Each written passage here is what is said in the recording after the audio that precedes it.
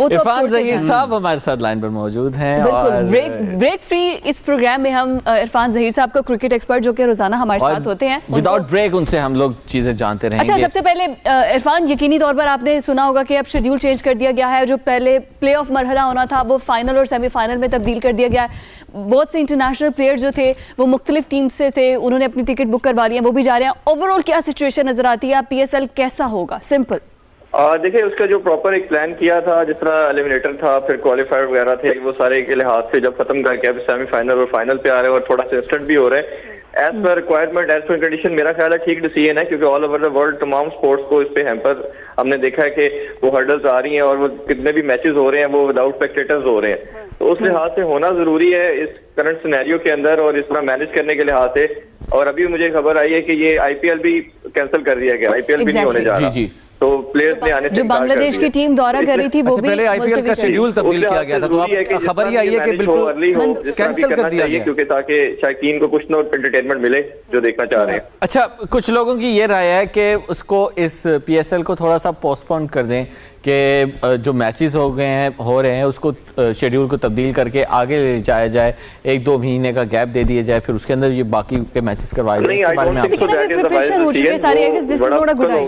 Flow होता है, एक आपकी रिक्वायरमेंट होती है। जो प्लेयर्स अभी आए हैं वो दोबारा उनके लिए आना पॉसिबल नहीं हो सकेगा, इसमें इश्यूज आ जाते हैं, उनकी फिर अपनी इंटरनेशनल रिक्वायरमेंट्स भी आगे हर एक की डिफरेंट होती है।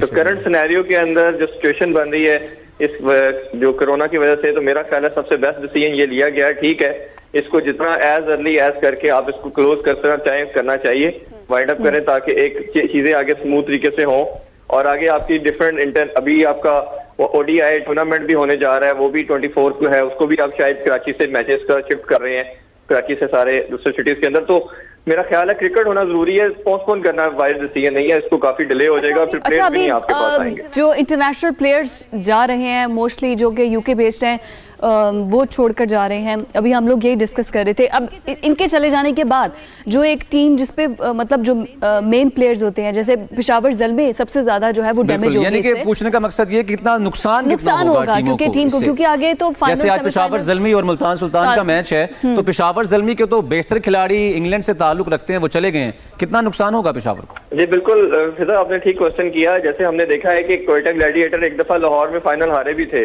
उसमें क्या हुआ था कि वो उनके जो इंटरनेशनल प्लेयर थे वो लाहौर नहीं आए थे और वो ज़ल्मी इजीली उनसे फाइनल ले गया था। ये हमेशा ऐसे होता है कि जब इंटरनेशनल प्लेयर, जब किसी की एक ड्राफ्ट लेते हो आप PSL के लिए, टीम को सिलेक्ट किया जाता है, तो उसमें एक कॉम्बिनेशन बनाया जाता है कि किस प्लेयर को किस जगह पे हमने वैल्यू देनी है, कितना हमारे लिए बेनिफिशियल होगा टीम के लिए। ऑब्वियसली जब वो आउट हो जाता है किसी भी रीजन से, तो बहुत ज्यादा इस पे इम्पैक्ट आता है टीम के ऊपर। और ये कई टीमें जो हमें टॉप पे नजर आ रही हैं, ये इस चीज के बाद काफी उनको नीचे हम देखेंगे, क्योंकि कॉम्बिनेशन हर एक का उस तरह बनना बहुत मुश्किल होता है कि आप उसको एकदम से, आपकी टीम कल कुछ खेल रही थी, अब नेक्स्ट मैच में कुछ और, इंटायर टीम आपकी हाफ चेंज हो जाए, तो बहुत बड़ा इंपैक्ट आता है और ये हिट करेगा काफी हद तक फ्रेंचाइजीज को, ये हिट करेगी। अच्छा इरफान, ये भी है कि जिस तरह पेशावर ज़ल्मी के खिलाड़ी कुछ जा रहे हैं, फिर मुल्तान सुल्तान के जेम्स विंस और मोइन अली हैं, इसी तरीके से कोयटा ग्लैडिएटर के जैसन रॉय हैं, टाइमल मिल्स हैं। अब ये बताइएगा, लाहौर कलंदर की तरफ से भी खबरें कुछ सामने नहीं आ रही, तो पेपर्स पे कौन सी टीम इस सिचुएशन के बाद आपको मजबूत नजर आ रही है? देखिए, मैंने जैसे कल हमने बात कर रहे थे, कल वाले मैच पे लाहौर और कराची की मैंने बात की थी कि कराची को मुझे एज नजर आ रहा है, आल्दो के वो लाहौर में मैच हार गए थे, बट कराची की टीम एक ऐसी टीम है जो ग्रेजुअली मुझे हर मैच में इंप्रूव नजर आती आ रही है। और कराची की बैटिंग लाइन सबसे स्ट्रॉन्ग है, कराची और इस्लामाबाद की, बट कराची की क्योंकि बॉलिंग भी अब अच्छी नजर आ रही है, फ्लो के अंदर नजर आ रही है, तो कराची एक ऐसी टीम है जो मोमेंटम गेन कर रही है। और इवन तो लाहौर भी कुछ मैचेस जीता है, but Lahore is not consistent. हमने देखा कि बॉलिंग के अंदर तो उन्होंने ऑलमोस्ट हर मैच में सफर किया, एक्सेप्ट वन मैच जिसमें समित पटेल का एक एक्स्ट्राऑर्डिनरी स्पेल हो गया। अब अगर समित पटेल भी चले जाते हैं तो लाहौर के अंदर तो मुझे कहीं नजर नहीं आ रही कि वो आगे मैचेस में कुछ परफॉर्म कर पाएगी। तो ये कल के मैच की अगर हम बात करें इरफान के अंदर, अगर प्लेयर चले जाते हैं तो कराची की टीम थोड़ी सी ज्यादा बैलेंस और ऑर्गेनाइज नजर आ रही है इसको कवर करने के लिहाज से। तो इरफान, अगर हम कल के मैच की बात करें तो कहाँ आपको जो है वो वीकनेसेस नजर आई लाहौर कलंदर की, बॉलिंग में और बैटिंग में? जी, दोनों चीजों में लैग किया। बॉलिंग में तो शायद एक आधा स्पेल जो शुरू में हमने देखा हारूस रऊफ का, 1-2 ओवर उन्होंने बड़े अच्छे किए, उसमें शर्जील को चांस भी मिला। आप इंटरनेशनल क्रिकेट के अंदर या लीग क्रिकेट के अंदर आप कैचेज इस तरह नहीं छोड़ सकते, बट मेरा ख्याल है कि अगर वो कैच हो भी जाते तो उनके पास इतनी डेप्थ थी बैटिंग के अंदर कि वो इजीली इसको चेस कर जाते। लेकिन इरफान अगर हफीज को ऊपर से लाया जाता और शर्जील को, लाहौर के अंदर एक दो प्लेयर्स पे इतना ज्यादा रिलाई कर रहे हैं कि वो उस खास तौर पर बेन डंक के ऊपर कि वो आएंगे कुछ ऐसे एक्स्ट्रा ऑर्डिनरी खेल जाएंगे और हमें वो ले जाएंगे आगे। ऐसे हर मैच में तो नहीं आप एक्सपेक्ट कर सकते ना कि वो हर मैच में आएंगे और आपको स्कोर कर देंगे या चेज करते हुए या पहले खेलते हुए। वो तो एक्सेप्शनल ये इनिंग्स होती है, ये तो 10 में से या 50 में से एक दो मैचेस के अंदर ऐसी इनिंग्स नजर आती है।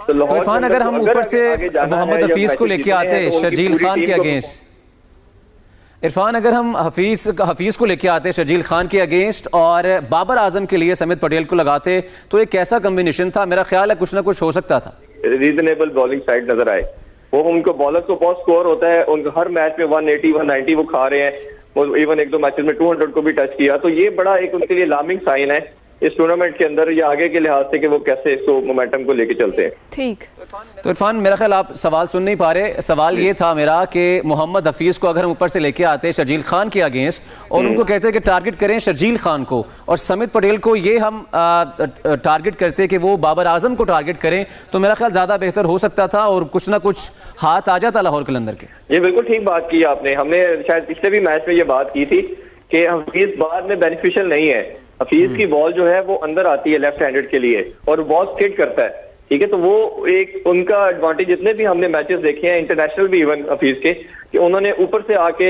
जब उन्होंने अटैक किया बॉलिंग के अंदर तो उन्होंने बहुत सक्सेस हासिल की, पर्टिकुलरली लेफ्ट हैंडेड के गेज। तो शर्जील एज वी नो कि बहुत बड़ा हिटर है, उसके लिहाज से 100% आप ठीक कह रहे हैं कि उसको चांस देना चाहिए था और एक ट्राई उनको 1 या 2 ओवर मस्ट करवाने चाहिए थे। और क्योंकि जब वो सेट हो जाता है ऐसा बैट्समैन, वो फिर लेटर ऑन आप उसके कोई यूज नहीं ले पाते, क्योंकि हफीज की बॉल ग्रिप वो टर्न नहीं करती, हफीज की बॉल स्किड करती है 90%। और नया बॉल आपको पता है, जब नया बॉल होता है तो वो अंदर की तरफ भी आता है लेफ्ट हैंडेड के लिए, जैसे अमाद का बॉल राइट हैंडेड के लिए अंदर आता है। तो ये बड़ा एक अच्छा होता कि अगर वो उस पर 2 ओवर का चांस लेते हैं शर्जील के गेस। बिल्कुल ठीक है आपने। तो इरफान वो जो शॉर्ट पिचेस बॉल पे जिस तरीके से क्रिस लेन आउट हुए हैं, टॉम बेंटन आउट हुए हैं, बेन डंक आउट हुए हैं और फखर जमान भी आउट हुए, कितनी लूज शॉट खेली इन तीनों ने शॉर्ट पिच बॉल पे? जी ये भी बड़ा जबरदस्त आपने क्वेश्चन किया।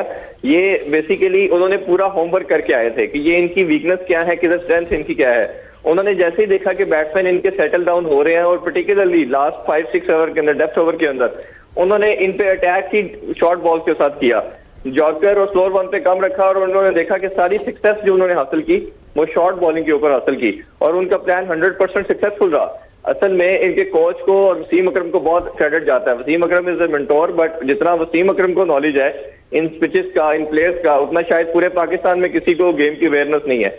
तो वसीम अकरम जब तक इस्लामाबाद यूनाइटेड के साथ भी थे, डीन जोन्स भी थे, तो आपने देखा इस्लामाबाद यूनाइटेड का भी ग्राफ काफी ऊपर रहा, 2 दफा चैंपियन भी रहे।